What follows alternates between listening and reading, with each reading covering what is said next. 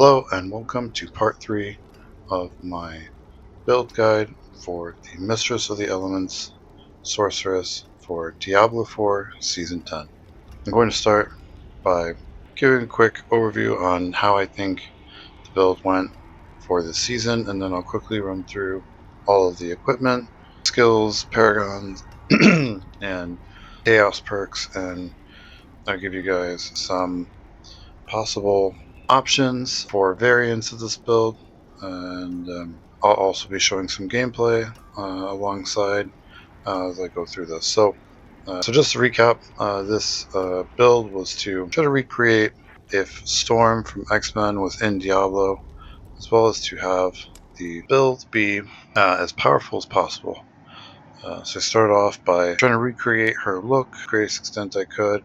I do wish Diablo would add in some more additional looks as far as customizing face and hairstyle, as well as more cosmetics, more dye colors, more ability to customize the character. But I think in terms of if you were thinking about Storm and Diablo, I think we got to look pretty nice.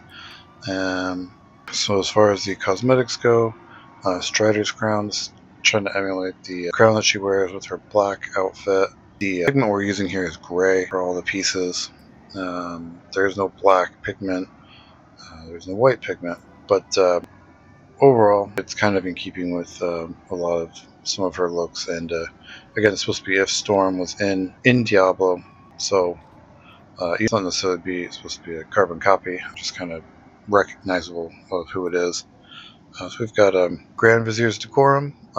This was a cosmetic chest armor transmog that you got for purchasing the expansion, so everybody really should have that.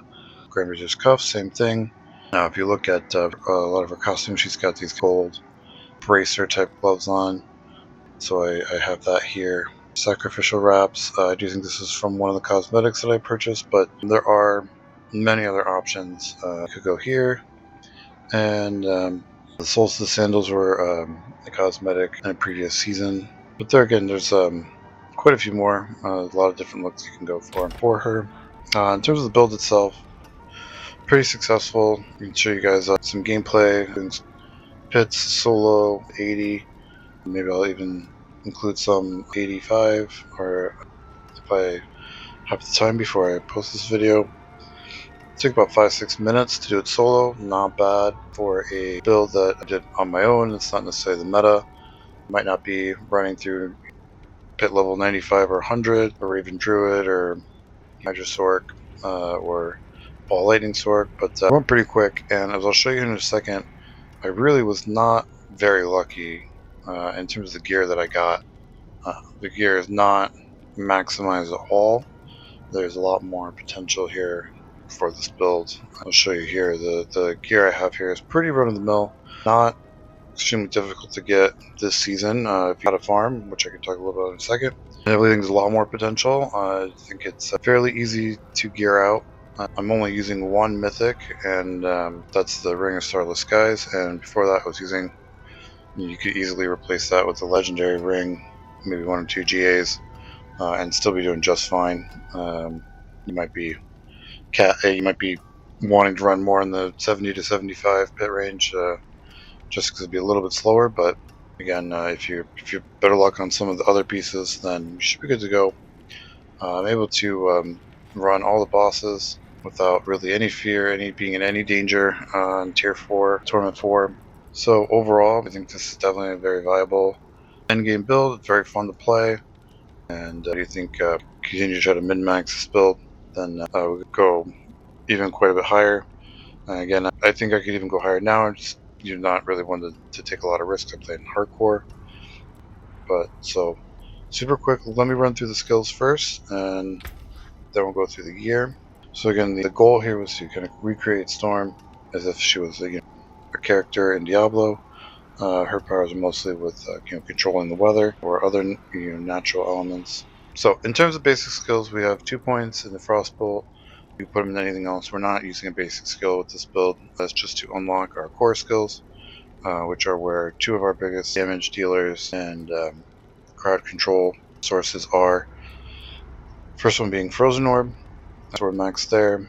Enhanced Frozen Orb, additional 45% damage if you're healthy, which with Mana Shield, you will pretty much always be healthy with this build, unless basically in terms of hardcore you're about to die. But really, you should always have this. And then using a Greater Frozen Orb. So this is my source to apply Vulnerable.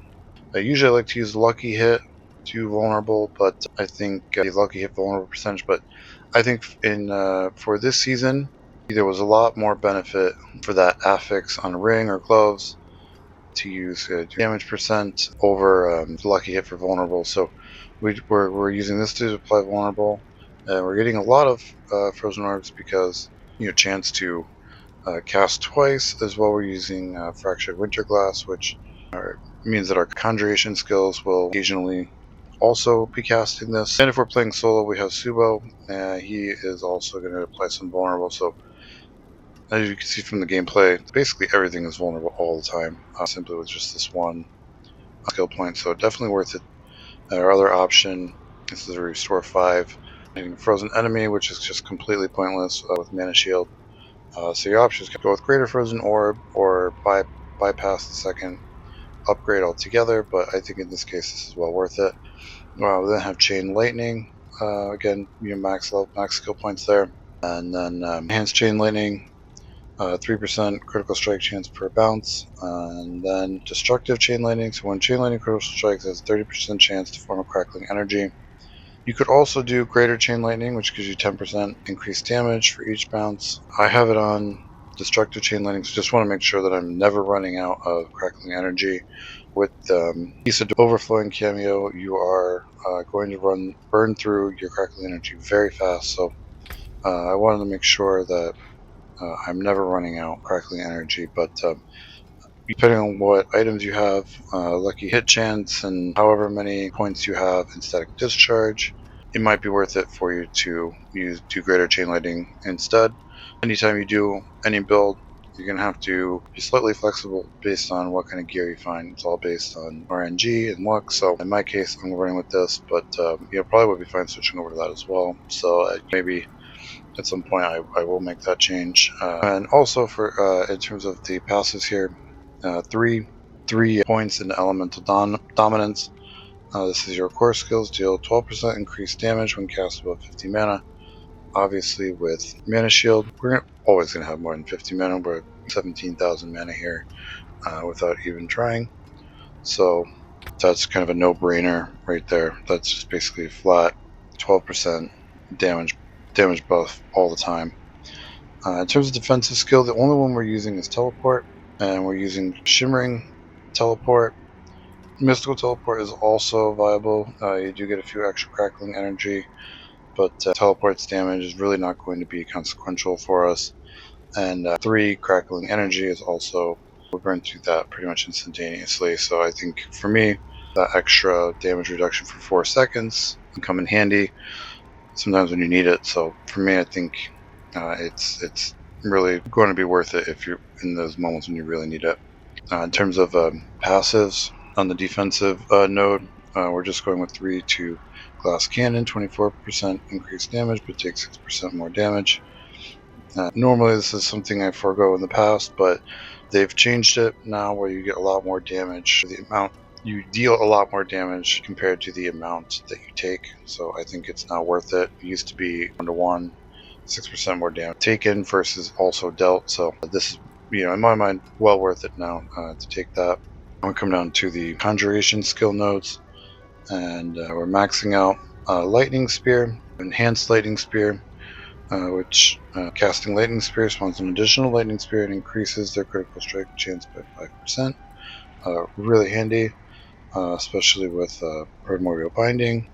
Then we're going to use Roaring Lightning Speed because we're collecting so much crackling energy that we're going to max this out almost every time we're casting Lightning Spear.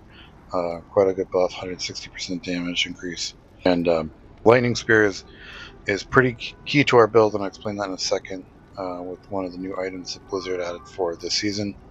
1 point into Align the Elements can give you up to 60% damage reduction from elites, and It persists for 3 seconds after taking damage. If you're able to get this a couple more points than this, well worth it, but definitely 1 point here for sure to have that really handy. 3 points in a precision magic. Unless you end up having a really high lucky hit chance from your gear or maybe even from some of your Paragon choices. This is pretty easy choice here to pick three points here. But again, if you maybe have a Fist of the Fates with a lucky hit as a greater affix or something like that, then you can get these points elsewhere. Then of course we're getting all the points we can into Primordial Binding, so gain a stacking bonus for each active summon up to 10 stacks. So for each stack, 22% summon damage, 22% movement speed, 44% mana regeneration. So again, you can times that by 10, and that's going to add up to be pretty significant. So we want to keep that bonus up at 10 stacks all the time if we can.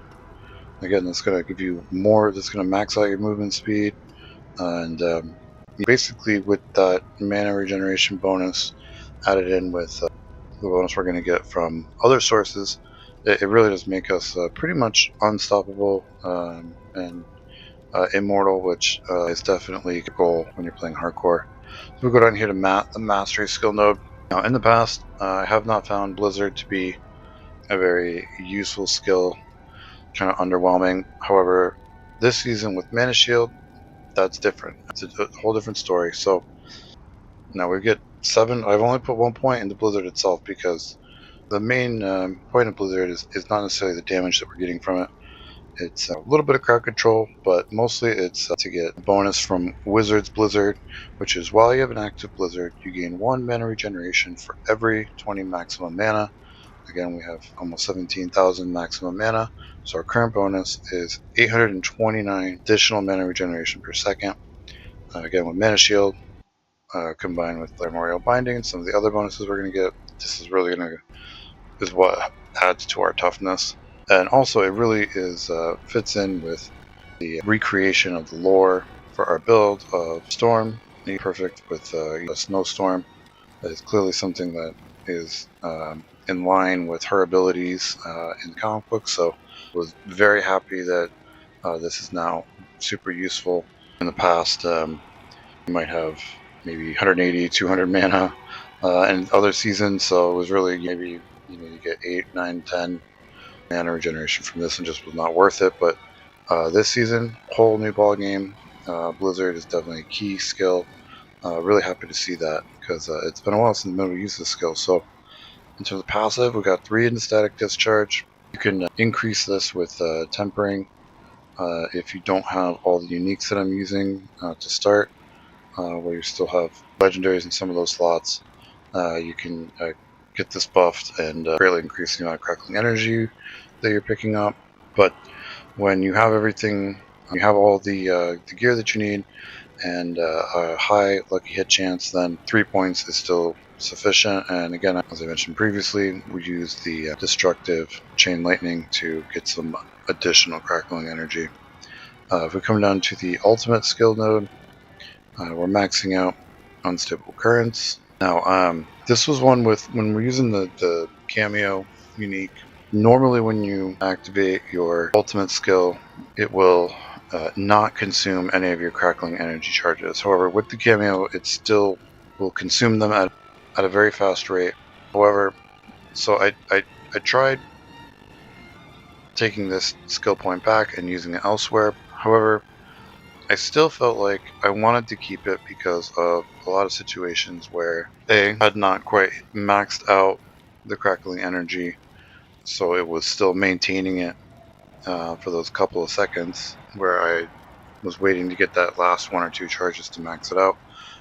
Also, the 25% faster rate still applies, so when I took this off, it was not, it basically reduces the attack speed of crackling energy by 20%, 25%. So still using this, it attacks a lot faster. Even though it doesn't maintain them, you keep you full up with crackling energy for while you have Unstable Currents up. which frankly, the cameo and everything would have been just completely overpowered. So it basically has to work that way. But I definitely think it's still worth using this for that 25% increase. We've got 1 point in conduction, other than coursing currents, mostly because our critical strike chance is already so high. But there's going to be so many ticks, damage ticks, any given time on the screen with this build, as you can see in the gameplay, that you're really not going to have any material amount of time where you're not getting a critical strike for this to build up at all. So this is essentially a dead passive. I really can't see any situation at this point in terms of how the source is where this would be worth using, unless for whatever reason you're not going to be using unstable currents.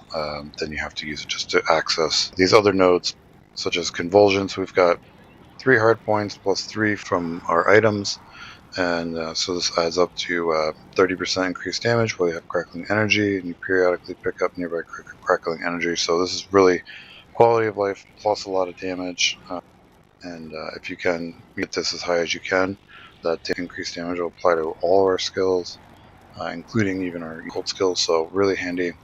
3 points into electrocution, so enemies deal 18% less damage for 5 seconds after being critically struck by your shock skills. Again, we're going to get a ton of critical hits, so this is pretty much just a straight 18% damage reduction. 3 points into permafrost, so you deal 18% increased damage while frost skills on your action bar. So again, it's another straight up 18% damage increase. 3 points in evocation, so that's 12% cooldown reduction, well worth that. 2 points in elemental synergy, so you get 2% increased damage for each skill you have of their type. So we've got 1, 2, 3, 4 lightning skills, so that goes 8% increased lightning damage, and 2 cold, and that gives 4% increase there. Overall, I think it's a little bit of an extra bonus. There are a couple other options you could use for these you could try out, but I found, kind of across the board damage boost versus going for vulnerable damage or chilled or frozen. Even though you pretty much always have chilled or frozen, but I'm very wary, even though this is a very high crowd control producing build, I'm very wary of using anything that's crowd control specific that A, will not apply to bosses, and B, will not apply to any enemy that is unstoppable. And when you get to the higher torment levels in the endgame, you're going to be spending a lot of time battling the bosses and battling a lot of elites that are unstoppable, and where this is essentially wasted, whereas this will work all the time. So even though it might be a little bit less damage we might get by dropping a couple points in here overall, in terms of chilled, frozen enemies and whatnot, but I don't like to have any parts of my build that are dependent on crowd control at the moment, because you can no longer crowd control bosses, and there's a lot of unstoppable in the game at the moment, in the end game, with elites, and that's essentially will rob you of that additional damage from those skill points. So that's why I'd rather take a little bit less here, but have it apply all the time to all enemies. So moving on to our key passive here, I'm using Overflowing Energy. This is our source of cooldown reduction for our cooldowns. So the only cooldowns that we're using are lightning cooldowns. So it's Teleport, Lightning Spear, and Unstable Currents. Our 2 ice skills, Frozen Orb and Blizzard, are only a mana cost, so no cooldown there. So this is essentially gives us across the board cooldown reduction, and it really does a great job. Pretty much every single time Unstable Currents, the cooldown is done, and it's sitting there waiting for us to proc it again the moment we're done using it. So we can keep this up almost all the time. The only time is if we're moving through an area where there's not a lot of mobs, or maybe we already went through one, so we had to backtrack or something like that, and then so basically it's essentially cleared out already. But otherwise, as long as there's monsters around, we're going to be generating a ton of crackling energy and a ton of cooldown reduction there. So real quick now, I'll go through the gear. The main wrinkle for this season is the introduction of Chaos Armor, which is definitely a game changer. You can do a lot more build diversity this season because of it. Also makes you less dependent on mythics uniques, which is a good thing, because it's really difficult to get the exact mythic unique that you want, especially with the exact greater affix that you need. Never mind trying to get more than one greater affix, but it's a lot easier with Chaos Armor, and I would even say that in terms of the time period before you're really farming the layer bosses, you can get access to more uniques quicker using the seasonal mechanics to get Chaos Armor than in the past. Sometimes it'd be quite a bit of time before I would get an item like a Lochran's Talisman in past seasons, but this season I had found plenty quite quickly of really pretty much all the uniques that are set up that they can roll as chaos pieces using Hell Tides and Nightmare Dungeons with Chaos Rifts and Infernal Hordes, as well as the Reputation board. I got just a ton of Chaos Armor, and they're all going to be pretty good in most cases. And obviously, you want to get 2 and 3 or 4 greater affixes, but even just a 1 greater affix piece with the right GA, you're going to get the maxed out for the unique property. They're going to, in general, be better than if you found an axial conduit pants. Even if you find one with the resource generation and maximum affix with a GA, which again, regular uniques can roll without a GA. Chaos Armor will always have at least 1 GA, and not only is the unique effect maxed out, it's actually it gives you a little bit of an extra bonus on that. So the Chaos Armor is really great. It really is going to make so many more builds accessible to a lot of people and quicker. And it still gives you, the guys that want to spend a ton of time, no life in the game, a ton of different ways to farm and min-max their builds by getting Chaos Armors in different slots with different numbers of GAs. So really opens it up for the casuals, as well as giving a lot more options for the hardcore Diablo players as well. So you can see here for my helm using Axial Conduit, and obviously there are 2 good mythic unique helms that could be used, the Harlequin Crest or Air Perdition. You could weigh up your options in terms of what you find as well. I personally could not bring myself to drop any of my Chaos Uniques for either of those helms, but I might try them out. I did find 1 Harlequin Quest, which I'm using on a different build. The GA was armor, so it wasn't necessarily super desirable. It wasn't cooldown reduction, so I had this Axial Conduit I wanted to use with the resource generation GA. Again, this increases your resource generation as well as your maximum mana, and then the mana shield bonus is put on top of that. So this is just key. You have to have this piece, and it can roll on any of these slots. So now you don't necessarily have to get the resource generation GA to start. You can use masterworking to try to get all of your 25% boosts on there, and it will still be very powerful. But if you have the GA, you can have the option to do 2. I am trying to get 3 on this piece, but has not cooperated. So I got 2, the 25% hits on the resource affix, and then happened this particular time. The third one that I got was chance for chain lightning hit twice. So again, I'll typically do a bunch of Infernal Hordes and farm up 200, 250, 300 million, and then go and try to keep doing the masterworking to get 3 hits on the resource one. This had hit damage reduction or chain lightning. I might even think about keeping it, but just when it's a chance to hit twice, I don't think that's really worth it. And it's happened to have this one where that is at a max affix as it is. So before the 25% bonus, it was not too bad. I think it was around 30%. So not a huge boost there, where I think it'd be much better use somewhere else. So I will re-roll that. And in terms of the runes, some using Tam and Bex. So Tam, you offering every time you cast a non-channeled core skill. Again, we're using Chain Lightning and Frozen Orb. Those are both fall into that category. So we're going to be getting a lot of offering from that.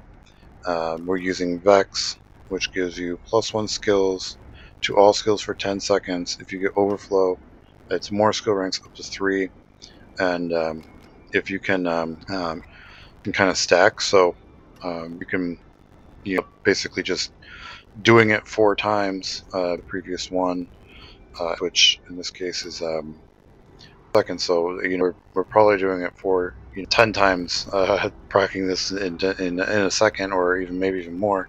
It's all going to be kind of down to your attack speed and how fast you can click. So this is essentially going to give us +3 to all our skills. So nice powerful buff there for Vex, especially because points are at a premium. We're not able to directly buff every skill that we want to use. For example, Lightning Spear, we don't have a piece to directly increase that, so the Vex will give us 3 extra points there to Lightning Spear. So really handy, as well as adding on all of our other skills as well while we're fighting. So you pretty much always have +1 to 3 skill points there at any given time, depending on just kind of what the mob density is at the time. So again, next piece is our chest armor. We talked about this a little bit. Isidora's overflowing cameo. Happen to get 2 GA on this. 2 GAs are crackling energy damage, and then the move speed after picking up crackling damage or crackling energy. Have 2 of the 25% bonuses on the intelligence percentage, 1 on the crackling energy damage. Preference would probably be to have 1 on the intelligence and 2 on the crackling energy damage, but we're using so many uniques. Intelligence is a little bit low compared to where I would like, so I'm probably pretty comfortable keeping this with a 25% increase to intelligence. I'd love to find this piece with 4 GAs. The GA on the crackling energy is kind of a bit wasted because it's capped at 200%, so to pick up the crackling energy, a few of them, then I'm going to add 50% right here, and show with all the other bonuses. We don't actually have any flat increase to movement speed, but we have several different sources that will give us move speed, so we're going to get pretty close to capping it out. So I don't have any of the 25% boost on this because I think it would just essentially waste it because of the cap, the 100% cap. But here we've got 2 grand topazes, so it's an additional 120 intel. Again, if we take a look at what the unique affix does here, which is didn't really get into it that much with Axial Conduit, because the main point of Axial Conduit is that resource generation maximum affix.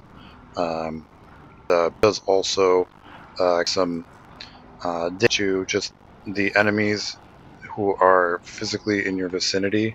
Will come back and around you, orbiting around you for a couple of seconds. So gives you the explosion damage there as well.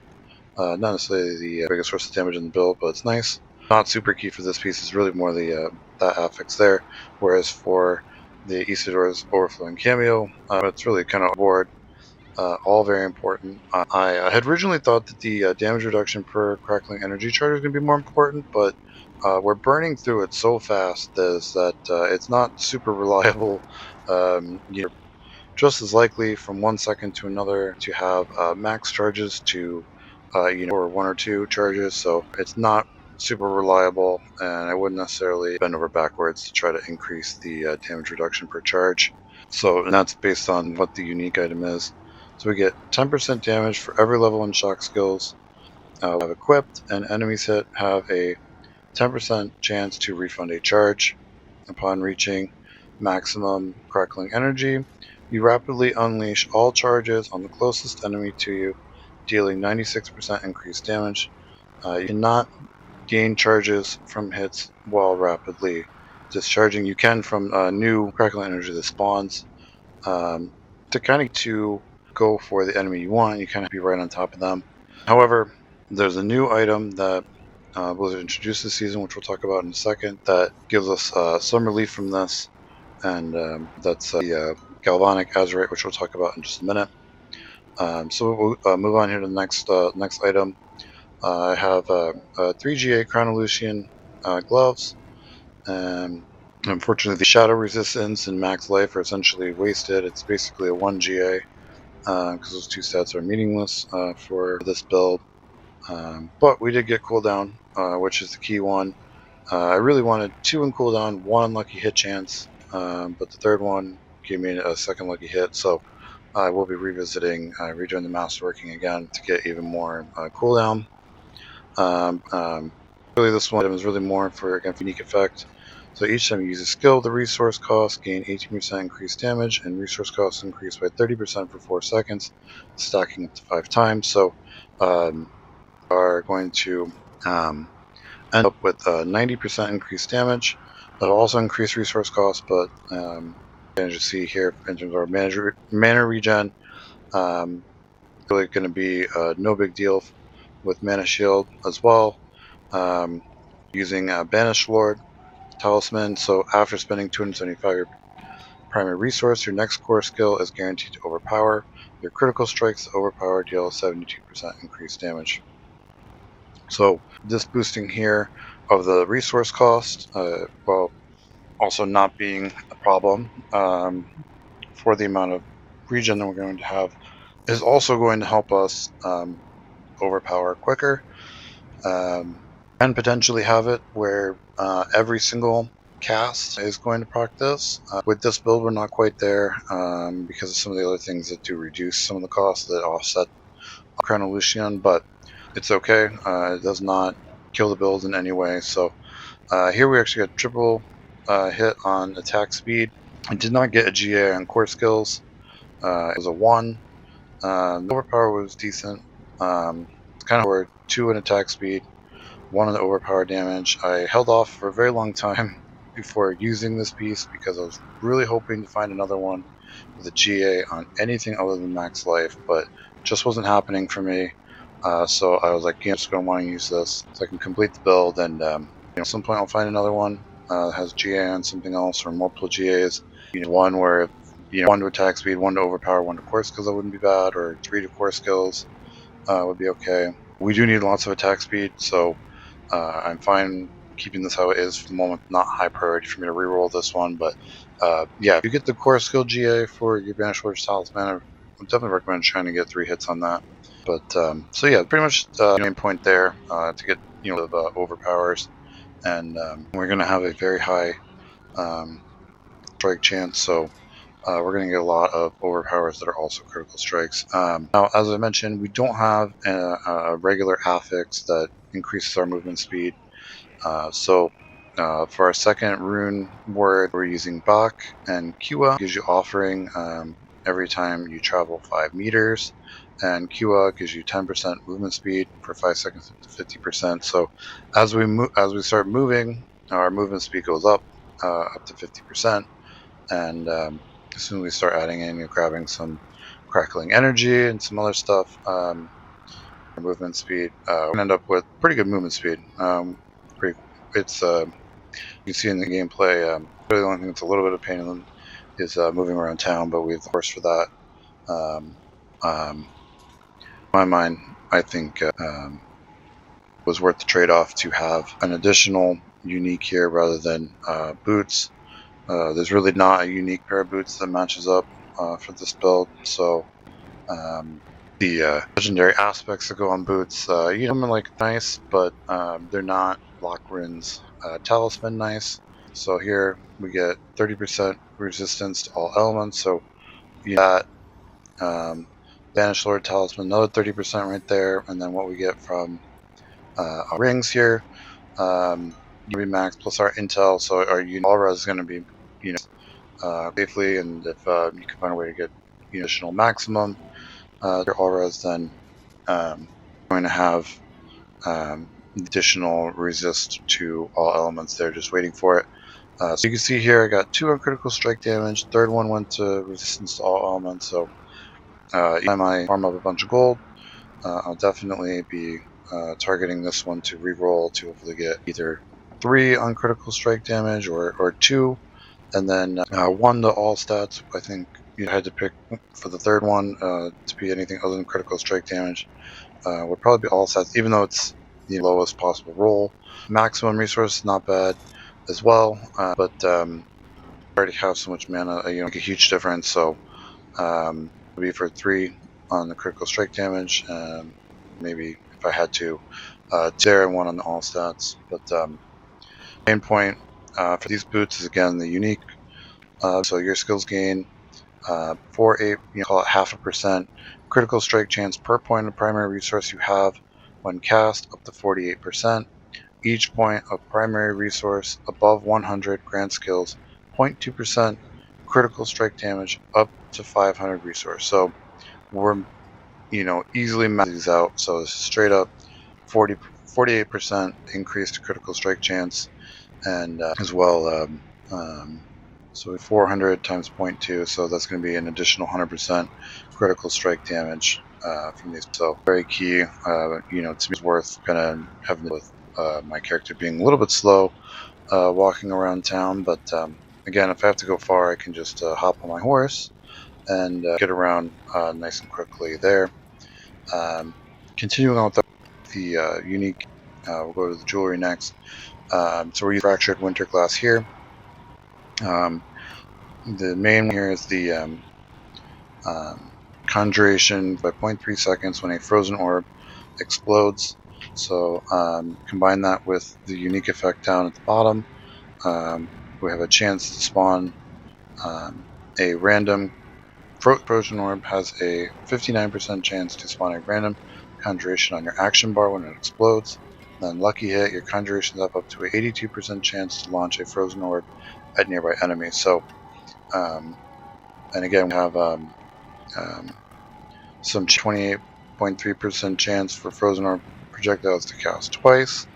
I am 25% hit on the frozen orb double cast and 3 on the primordial biting, but at the end, last time I ran through, it went 1 to each, and then the one landed on chance to cast twice. So probably will reroll this at one point. I may at some point may also try to see if I can't find one that's got 2 greater affixes. But again, this is going to allow us to cast our lightning spear very quickly. We're going to be able to just keep that primordial binding bonus maxed out, especially with unstable currents will also give us some casts there, and the additional chance to cast frozen orb twice. And the key thing, in this is the extra ranks to primordial binding. We did a GA on that here. So again, I'm trying to get at least 2 on primordial binding, maybe 1 on the frozen orb, because I want to use through tempering. I kind of want different tempers here rather than just trying to max this out. I think 30% here, and then I'm also using the frozen orb enchantment. So I think still a sufficient amount of frozen orbs are going to be are proc through this. And now that we have Blizzard this season, we're crowd controlling everything on the screen at all times. So and primordial binding is when you're out with the mana shield makes us essentially immortal. So now on to the new item this season that is definitely a game changer, especially for our build that we're here. So this is Galvanic Azure. Was able to find a 2GA where the critical strike was maxed out, which was nice. Also, rather than giving resistance to all and then resistance to one element, it gives you a smaller amount of all res, which is really handy. One element is really super useful. So the 2 that we got were lightning damage and cooldown reduction. Did get hits on cooldown reduction. I probably was kind of hoping for maybe one of them to go to lightning damage or convulsions, but still cooldown reduction is really so that we're able to use teleport and unstable currents and lightning spear as often as we want, especially with teleport and not having for movement speed, being able to use that quickly. Again, when you use teleport, you do get an additional 30% movement speed boost there. So being able to cast that regularly really is a lot to move around the battlefield, get us to places quicker, get us over to the chaos rifts that we're seeing in Helltides quickly and things like that. Really nice bonus to cooldown reduction there. If we had a GA on convulsions, I might target that more explicitly, as that is a huge bonus. You could easily get that to 10 to 12 to convulsions if you got a 2-3 hits on that, which is again going to be a really big bonus to our damage. And that's not even accounting for the game-changing unique effect here. Lightning damage leaves enemy magnetized for 4 seconds, causing them to emit crackling energy and increasing all lightning damage they take from you by 59%. If 2 magnetized enemies hit each other with crackling energy, they pull each other together. So, just to bring it back to a few minutes ago when we were talking about Isadora's overflowing cameo. So, what this does is, rather than hitting multiple enemies around you, you're going to essentially hit one enemy. So, having the Galvanic Azurite means that any enemy we hit with lightning damage is also going to emit crackling energy. So we're going to get the bonus from the cameo, but we're still going to be able to hit a lot of enemies at once with our crackling energy because of this unique effect. And this is the important role that Lightning Spear plays, besides just the primordial binding, is it is going to fly around along with, of course, Chain Lightning, but Lightning Spear even goes and hits enemies a little bit off screen, and every enemy it's hitting is going to start emitting crackling energy. So between Chain Lightning and Lightning Spear, everything's going to be emitting crackling energy because of this item right here. And obviously monsters will tend to group up on top of you anyway, but this will, using the magnetizing effect there, pulls them in nice and tight over a few seconds. And if you are familiar with X-Men, you will know, as Magneto says, magnetism and electricity are intimately acquainted. So this really fits in with the lore for the character that we're going for. Second ring that we're using is Ring of Starless Skies. This gives a full double 12.5% resistance to all elements. Then we have attack speed, critical strike chance, lucky hit chance, and then a boost to core skills. Then the unique effect here is really a huge boost. So spending your primary resource reduces the resource cost of your skills and increases your damage by 10% for 3 seconds up to 50%. Again, this is one of the items I was talking about that counteracts kind of Lucian. But the bonus damage here, the increased core skills, is well worth the resource cost reduction. We've got 2 hits on core skills, 1 went to attack speed, the third one went to attack speed. And we really need a lot of attack speed because we're going to be just very rapidly trying to get our core skills out as quick as possible. So I'm okay with that, especially since I didn't get a core skill greater affix. We got lucky hit chance, so if it was core skills, I would definitely make more of an effort to get 3 25% bonuses on that. But since we haven't found that yet, we'll probably stick with this until I do find that. So then going into our weapons, this build I'm using a legendary wand and a legendary focus. I did try using ball lightning. There's 2 ball lightning focuses. I tried those different combinations, adding in ball lightning, but really in the end, it just ended up being too much button mashing. In the end, I think that this build is better the way it is. So the wand have 2 GA, intel, and flat damage. I used the chanting at the occultist to add some overpower damage. Through tempering, we got critical strike damage as well as 26% chance for lightning spear to deal double damage. Then we're using the aspect of Frozen Orbit. Frozen Orbit deals 67% increased damage and explodes an additional time. So again, our Frozen Orb, every time it explodes, it applies vulnerable and also reduces our conjuration cooldowns each time it explodes. So we're basically doubling that effect there. And in terms of the socket, we've got a maxed Emerald critical strike damage in both slots. For focus, this will be one I'm still looking to upgrade this slot.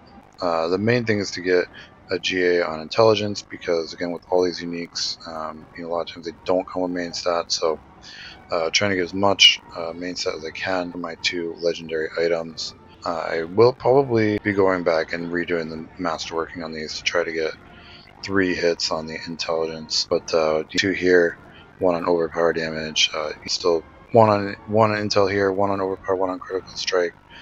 Pretty good, so they're not necessarily the highest priority to reroll. But in terms of the legendary aspect, we're using an aspect of splintering energy. So lightning spear hits cause spear to arc to the target and up to 5 other enemies, dealing 60% of normal damage. Lightning spear deals 40% increased damage. So the key part here is, as I mentioned, with lightning spear going around and hitting enemies, is the fact that it turns it into a area of effect damage with the lightning damage, which then causes the magnetized effect from our unique ring here. So there are legendary aspects that increase your crackling energy damage. I tried those, and when I was still using the legendary ring here before I finally got the Ring of Starless Skies, I did have the 60% boost to crackling energy damage. However, I've tested it out both ways, and the additional AoE that applies the crackling energy to more enemies faster is a bigger boost than just a straight damage increase. So you can essentially get the crackling energy onto up to 5 enemies quicker. If you don't have this, it's just going to be 1 at a time. Our lightning damage, even with chain lightning, it's not AoE specifically unless they get into the orbit, which is very close to a character itself. So this is really key to applying the crackling energy effect of, again, Azure very quickly. You can apply to an entire screen full of enemies in a second or 2. So to me, these 2 are the most important legendary aspects to use. You could try to find a different one with the Frozen Orb, but again, the cooldown reduction to get Lightning Spear quicker, to me is worth using the Frozen Orbit to double up the cooldown effect from Fetch Winter Glass, so we can cast more Lightning Spear, which again, we're using this to get an AoE effect potentially, to apply the crackling energy magnetize effect even quicker. Next, let's quickly talk about chaos perks. Mana Shield, of course, reduces your life by 99%, but it goes to your mana first, and if you haven't taken any damage in the last 2 seconds, your mana reduction is increased by 5,000%, as well as you gain 400% increased maximum mana for each point and each point of intelligence also increases your maximum mana by 1. So that's how the huge regen per second and the huge mana pool is from Mana Shield. And then we're doing these 3 rare chaos perks. Each of these buffs core skills. So the first one, Power Siphon, core skills deal 100% increased damage, but they also reduce your maximum current resource by 20 for 6 seconds. This reduction stacks but does not refresh. So, you might a stack of these for however many you can cast in 6 seconds, but they'll expire after 6 seconds, so they don't refresh. You kind of reach a certain level, which with our Mana Shield is not a material level, so this is basically a straight 100% increase in damage for our core skills. Casting a core powers your next cast of a different core skill, refunding 50% of its resource cost, increasing its damage by 60%. So again, we're rotating between Chain Lightning and Frozen Orb. So we're going to get that buff, we're going to get the refunding, the resource cost. So again, this doesn't reduce the resource cost, it refunds 50% of what you spent. So I don't see, a lot of people using this, and I think this again is unique for our build that we are using 2 non-channel core skills. We are getting this. This is what really takes it even further in terms of the survivability of our sorceress. So huge bonus here, increase as well as huge resource costs. We're really getting to the higher pit levels beyond what T4 can even do. You want to get as much as you can, and this is just another buff to that, especially with Crown of Lucian, where we're, each core cast, we get it as a high of a mana cost as possible. So we want to avoid any resource cost reduction percentage. However, in this case, it's not a resource reduction percentage. It refunds afterwards. So if you spend 300 per cast, when you cast this, you're getting 150 mana back. Again, that's basically like healing life each time you kill. So we're casting a lot. This is a very material and significant amount. Last one here, techniques. So your core skill rings increase their mana cost by 10% and further increase their damage by 20%. So again, this is where you can get the GAs on the core skills, and the 25% hits those. Each one's going to increase the mana cost by 10%, which is going to help you hit the 275% guaranteed overpower amount, and also each rank 20%. But it will also actually increase the amount of mana that we're getting refunded from our alternating alterations. So we're really not concerned with this mana cost being increased. In fact, we'd actually want it to be increased. So the more plus core skills you can get, the better. Just keep farming and try to get Banished Lord's Talisman with the GA on core skills, and obviously everyone wants a core skill GA on the Starless Skies. The more you can do, the better.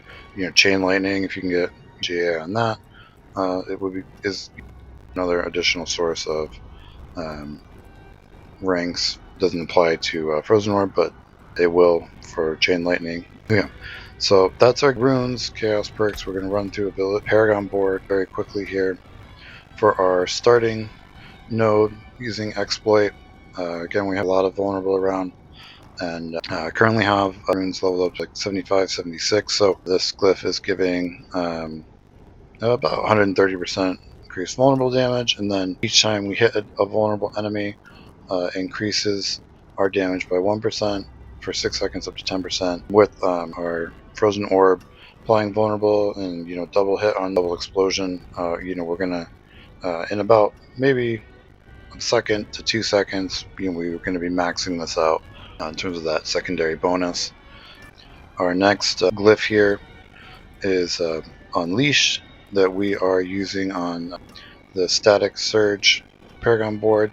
Hitting enemies at least 8 times in a second with shock skills grants 30 mana regeneration, increases your damage by 50% for 2 seconds. So we're going to be hitting this all the time because we are going to have so much damage. We're going to be hitting things all over the screen all the time. And again, even just with our Lightning Spear and the little bit of AoE that we get from that now, this is going to be the Static Surge. Is going to be procced all the time. And the glyph we're using is Unleashed. So again, grants a percentage bonus to all magic nodes within range. I have one more to get. Probably my next Paragon point will go here. I kind of have to prioritize other things before I could come back and get these, but now that I've got Intel, Dex, whatever requirements maxed out, I'm able to now also get these additional core stat ones added on. So this glyph is giving us 8% damage from the legendary bonus, additional 115% critical strike damage, additional 77% lightning damage, additional 17 dex, additional 35 willpower, and then the secondary bonus is after spending 50 mana, which we do literally in an instant, you deal 8% increased damage, which, a small amount, but it's a nice little bonus. Then gain 25% increased mana regeneration for 3 seconds. Again, this is key for our survivability with Mana Shield. So all these increases to our mana regen really add up to be really a massive amount of regen. And boosting our magic nodes is one of the few ways where we can get an increase to all stats, essentially, just basically to our willpower and our dexterity. The willpower is further increasing our mana and mana regen. Dexterity is further increasing our critical strike chance, as well as helps us unlock the secondary bonuses that require willpower and dexterity, which we're not necessarily getting through our gear typically. So next Paragon board is Ceaseless Conduit. So while you have crackling energy charges, you deal 10% increased damage. This amount increases by 2% per 20 intelligence you have, up to 60%. When you reach full charges, crackling energy damage is increased by 3 times this amount until you run out of charges. So that is going to add up to a huge bonus, and that's why you can see why we're trying to spawn as much crackling energy as possible. Even though the cameo unique is going to be consuming that quickly. We're trying to replace it as quick as we can, and we're usually able to keep it from completely expiring, at least until the pack of mobs that we're fighting is gone. Quite regularly, you can see from the gameplay footage here that we are able to, even when we hit it and it goes down, we're able to still keep it from completely expiring most of the times. Glyph here, easy pick is charged. This is going to increase crackling energy damage per intel within range, and then picking up crackling energy grants 5% increased damage for 5 seconds up to 15%. So again, it's just another bonus from picking up crackling energy, just like Convulsions and Ceaseless Conduit and all our other ones, compounding there. Now, this particular glyph location has, especially when upgraded to legendary, has a lot of intelligence nodes. You can see here we've got 110 out of 40 intel, adding up to almost 400% increased crackling energy damage just from the glyph. From our rare node here, we've got 125% crackling energy damage and 40% lightning damage. So the additions here you see is the 10 intelligence contribution here, so 90% here, and in terms of the lightning damage, 40% here, and then the 10 intel is 35% added onto that. So this is a very key Paragon board that I definitely recommend putting, if not charged, at least one of the other ones that takes intelligence in this spot. I don't know of any other glyph node that can have as much intelligence as this one right here on this board. So this is a huge bonus right here. Path we take through gives us some more crit chance, some more lightning damage. Over here we get some more damage reduction, all res. So you want to make sure when you're placing your boards that the nodes in the path are not going to require you to pick any magic or rare nodes that you don't want. Like over here, lightning resistance, that's worthless. Max life, that's worthless.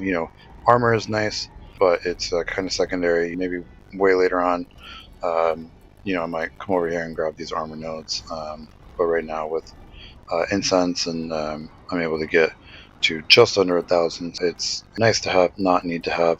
Next Paragon board is the fundamental release. Each time we do vulnerable, burning, or critically striking enemy, which is going to be essentially all the time, increases damage enemies take by 50%. Our Uncivil Currents does not benefit from any boost to ultimate skill damage, but this is definitely still worth picking up this 50% increase in damage. And every one of these rare and magic nodes is going to have damage reduction, some increase in all res, some critical strike damage here, damage reduction while healthy, damage reduction from vulnerable enemies, and then the glyph socket, we've got vulnerable damage here, non-physical damage there. So I think to get all of the boosts damage reduction, which are not easy to get these days, they don't necessarily spawn on gear the way they used to, is really important, especially in hardcore. If you're doing this build on softcore, you could probably bypass this for one of the other boards that are more offensive minded, but for me this one is a have to have to get all the extra damage reduction. So our last Paragon board is Enchantment Master. So your enchantments are 30% stronger, and each equipped enchantment grants 40% increased damage with their main element and 20% increased damage for the second enchantment if it is the same element. And we're using Lightning Spear and Teleport for enchantment, so that's going to give us 120% boost to our lightning damage. So that's huge. It also makes our chance to proc additional Lightning Spears higher. In terms of rare nodes, we again have damage reduction, all res, some more all res here. Again, this would be more like on the optional side, but whatever you need to get it maxed out. If you go and you've got additional extra all res here, you can reclaim these and use them somewhere else. We've got non-physical damage and attack speed, really handy. Again, down here by the glyph node, we've got non-physical damage, damage to elites, which again, getting more towards the endgame, you're going to be fighting a lot of elites. They're going to have unstoppable, So an additional percent damage to elites and for elites and bosses is really a nice bonus to have there. So for my last glyph, and I've been trying a few different ones. Right now, I'm trying out territorial, and I think I'm pretty happy with it. With the magnetism effect, a lot of enemies are going to be pulled in close to us, and when you're fighting the bosses and things like that, this is going to give you a boost to your damage for any close enemy, as well as give you an extra 15% damage reduction against close enemies. In the past might have used reinforce, but we're not actually using any barriers with this build, so I'm trying out this one so that we're constantly always going to have this 15% damage boost. The other one that I'm kind of considering is maybe trying out as well, which I do commonly use, is Invocation, where you get a boost to Conjuration, critical strike damage, and then as well as each time they hit an enemy, 1% reduced damage up to 15%. But again, this takes a little time for that 15% to build up, whereas we're going to have this all the time. And the main idea that you want to have is as much damage reduction as you can to hopefully not really experience any reduction, any movement of this mana pool going down. You really don't want that. So you want enough damage reduction that it's not going to impact your standard mana regen amount. And then if you do start having your mana coming down, you then want to duck and dodge your way around for a couple of seconds to get that 5,000% bonus back, which is going to essentially instantaneously refill your mana. Damage reduction is your main go-to option to reducing your damage outside of armor and all res. So a lot of seasons, the sorceress can still struggle a little bit, even with getting every possible source of damage reduction and max armor, max all res. This season with mana shield, you were able to essentially be invulnerable. What you can see here, able to just straight face tank Andariel and Belial on T4 and work my way into the 80s for pits and still, do not feel in any trouble in any way at this point. So there you have it. This is a very fun variant of the Crackling Energy Sorceress. One that I think if you can get, gear that's actually good, whereas again, my gear I think is still on a whole subpar. Maybe I'd say like my wand is maybe one of the items that's close to being really good with the intel and damage percent GA, but really nothing else I would say here is really elite in any way. I mean, obviously this is the GA you want, but chain lightning is only 3, damage reduction is pretty low. This is probably the next best, but again, convulsions is only 3. I don't really have perfect gear here by any stretch.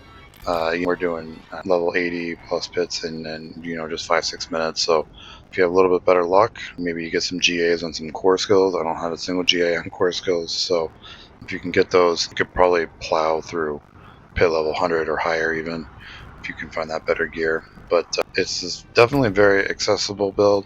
You can definitely have a legendary in here if you have not found the mythic. Everything else should be fairly easy to find doing the Lord's Ear or maybe Andariel, Torment 2, Torment 3, and doing Infernal Hordes on Torment 2, Torment 3. I believe Torment 3, Torment 4 have at least one Chaos piece guaranteed, so just go ahead and jump in a lobby and play with a group doing Infernal Hordes or whatever Torment level you're comfortable with, and you're going to get these pieces quite quickly. This is a very accessible build to get going, and you can min-max it and then really take it pretty much as far as you want. So that's a lot of information thrown at you guys, but I hope you enjoyed the gameplay, enjoyed the build, and if you've been also trying to do the Mistress of the Elements build here, I hope you enjoyed kind of the additional fun of trying to recreate Storm and Diablo. And actually, it's quite a powerful build, especially this season. It's even more powerful, so I'm quite happy with this, and I'm going to continue to play this season. Normally, I don't even get to 258 before. I usually maybe get to 230, 240 before it kind of fizzles out, and then the master working grind just gets a little bit boring for me. This season, with the all the new events, all the chaos armor, all the build diversity. To me, it's really probably the best season so far. So if you think about jumping in on the season, there's still a lot of people playing. It's still very active. Lots of people around. Trade chat is very active. Normally at this point in the season, there's not really anyone around. So definitely still worth jumping in if you haven't played in a few seasons. Go for it. You want to try this build? It's fun. There's a lot of other fun builds too, and if you can take the time and to be the detail oriented with kind of thinking of all the different possible synergies, you can definitely come up with your own build. And really highly recommend jumping in on the season. It's been a lot of fun. Try out this build. It's a very fun build. You can take it quite far, and I think if you had really elite gear, you might even be able to do better than the crackling energy build that's on max roll, possibly. Can't quite say because I haven't had the best luck in terms of getting elite gear myself, but able to very easily do pit runs in the 80s with subpar gear and still having a lot of fun and able to literally do everything in the game, all the bosses on T4 with no problem.